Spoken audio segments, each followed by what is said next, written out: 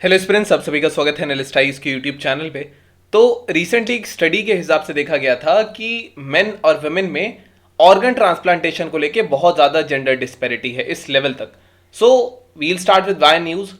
कैसे ट्रांसप्लांटेशन भारत में होता है, भारत में ऐसे कौन कौन से रूल्स रिलेटेड हैं, कॉज कॉन्सिक्वेंसेज क्या हैं जो इतनी जेंडर डिस्पैरिटी देखी जा रही है। इसके अलावा हम at the end we'll be solving out today's prelims and the mains practice question. So let's start. So why news recently एक जेंडर डिस्पैरिटी देखी गई है खासकर ऑर्गन ट्रांसप्लांटेशन में। ये देखा है national organ and tissue transplantation organisation ने, and this has been seen between 1995 and 2021। तो ये देखा गया कि अगर 5 ट्रांसप्लांट होते थे तो उसमें 4 जो ट्रांसप्लांट होते थे देस फॉर द मेल, एंड बाकी जो एक ट्रांसप्लांट होता था वो फीमेल के लिए होता था। ये जो लो रिप्रेजेंटेशन है वुमेन का ऑर्गन ट्रांसप्लांटेशन में, ये दिखाता है कि एक इक्विटेबल एक्सेस चाहिए हेल्थ केयर में। सो ऑर्गन ट्रांसप्लांटेशन की अगर हम बात करेंगे तो ट्रांसप्लांटेशन एक मेडिकल प्रोसेस है जिसमें एक डैमेज ऑर्गन किसी और व्यक्ति से लेकर लगा दिया जाता है। सो डब्ल्यूएचओ के हिसाब से second largest number of transplant world में 2019 में अगर कहीं हुए थे तो वो भारत के अंदर हुए थे।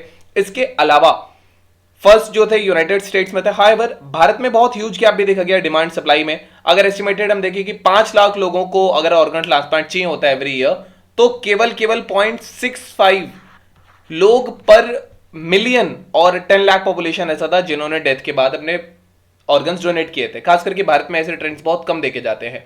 सो ट्रेंड्स क्या है भारत में?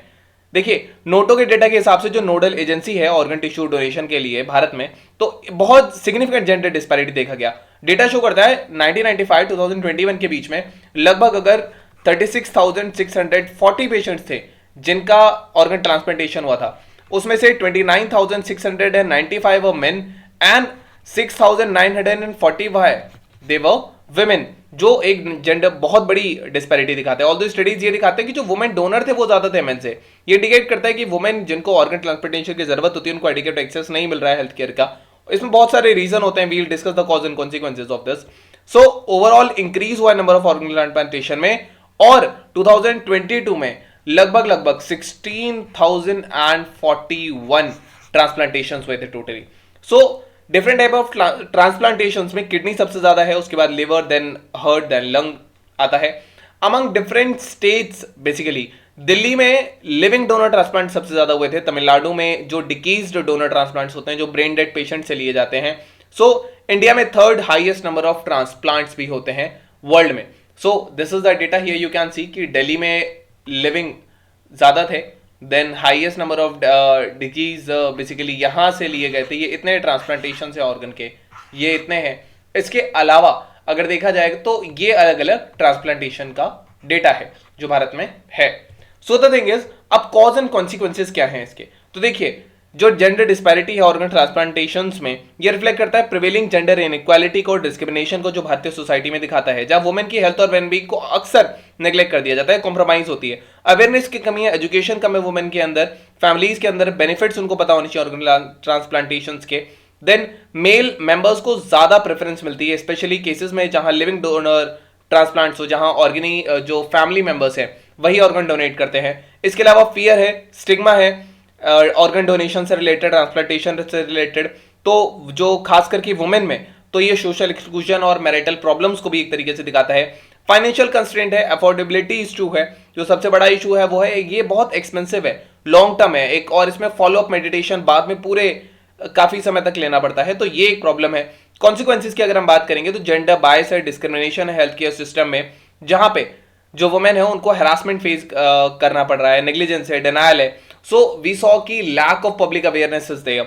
रिलीजियस या कल्चर बैरियर्स भी हो सकते हैं इसमें, लीगल प्रोसीजरल हर्डल्स हो सकते हैं। इसके अलावा कॉस्ट एंड एसेसिबिलिटी इश्यूज हो सकते हैं। सो अब यहां से प्रश्न उठता है कि भारत में ऐसे कौन कौन से लॉज हैं जो इससे रिलेटेड है। पहला है transplantation of human organs act of 1994।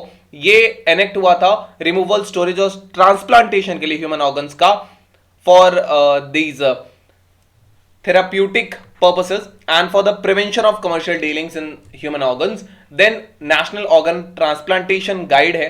सो ये गाइड के हिसाब से अलग अलग चीजें हैं, जो पॉलिसी में अलग अलग ट्विक्स हैं वो यहाँ है। अभी फिलहाल अपर इमेज जो एज लिमिट थी वो चेंज हो चुकी है, 65 से ऊपर उसको वेरी ओल्ड पेशेंट नहीं कंसिडर किया जा सकता।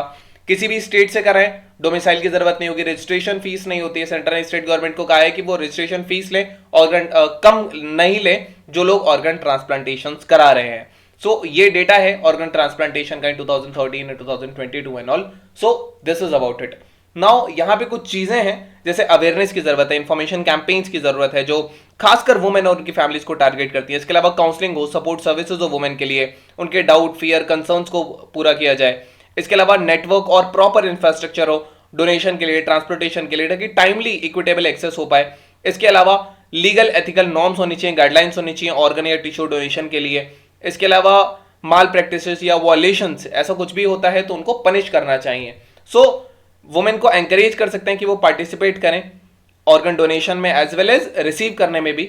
सो उनके कंट्रीब्यूशन को रिवार्ड इसमें किया जा सकता है, ये कुछ चीजें की जा सकती है। Now we have today's prelims question. The question says All India Institutes of Medical Sciences was first established in which year? You can type the answer in the comment section. They'll let you know if it's correct or not. Then we have today's main practice question, and the question says, what are the key challenges and advancements in the field of organ transplantation in India, and how is the country addressing issues related to organ donation, transplantation, infrastructure, and ethical considerations? So this was all about today's video and session. I hope you understood it well. Thank you. Have a nice day and stay tuned to the analyst IAS for your better preparation.